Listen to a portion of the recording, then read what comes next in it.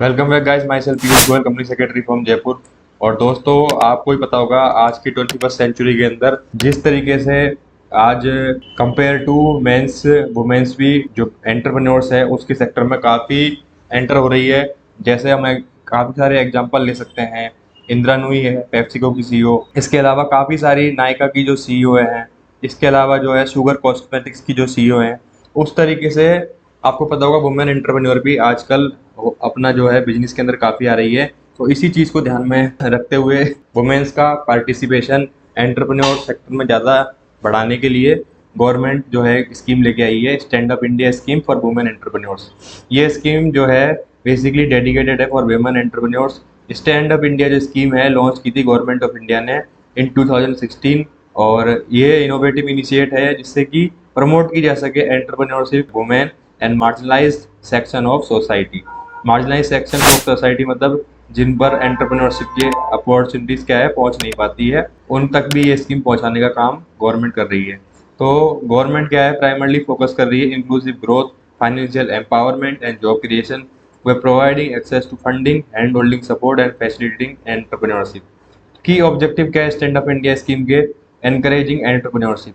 सबसे पहला काम है कि वो एनकरेज कर सके एंटरप्रेन्योरशिप जो कि शेड्यूल कास्ट के लोग एंटरप्रेन्योर हैं, शेड्यूल ट्राइब्स के एंटरप्रेन्योर हैं और वुमेन एंटरप्रेन्योर हैं।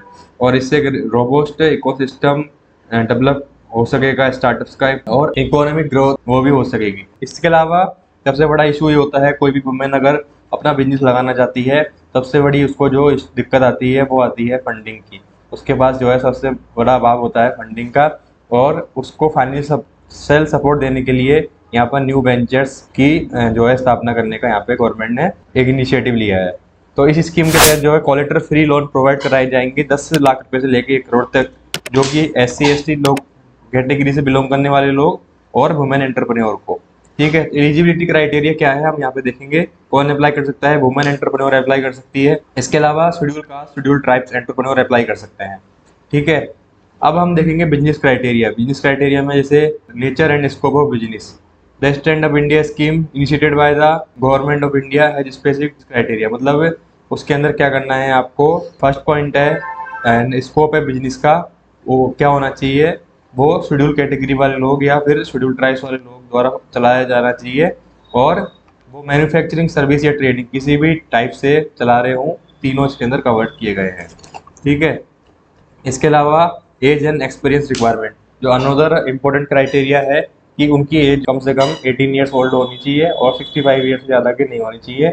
इसके अलावा उनका प्रायर एक्सपीरियंस होना चाहिए जिस सेक्टर के अंदर वो एंटर करना चाहते हैं। इससे इंश्योर करता है कि बेनिफिशियरी का नेसेसरी स्किल्स है और नॉलेज है to manage their business effectively. Financing requirement and existing bank account.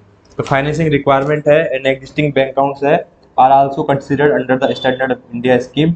ये स्कीम प्रोवाइड कराती है फाइनेंशियल असिस्टेंस जो कि लोन के फॉर्म में होता है, और वो 10 लाख से लेके 1 करोड़ तक के होता है, और ये नेचर टू नेचर डिपेंड करता है बिजनेस के। और एप्लीकेंट को क्या है, तो आपको अपना बिजनेस वाइबल बिजनेस प्लान यहाँ पे शो करना होगा।